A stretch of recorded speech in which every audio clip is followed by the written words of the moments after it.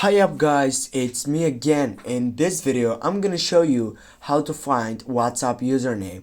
Firstly guys, there is an option for giving up a username, but it is not definitely that there is simply chance for getting through this one. Now what you need to do, just simply go on the three dots on your right upper side and then select for settings. Right after that, you need to go on your first site by typing on your profile photo. Then here, as you can see, on your name section you have a description that says this is not your username or pin.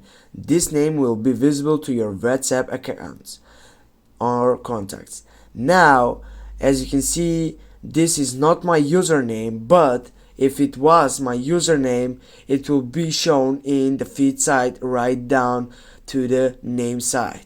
Now as you can see, there is not that case, and that's it guys. Now you know how to find WhatsApp username. Thanks guys for watching. Don't forget to hit that like and share the video. See you soon guys.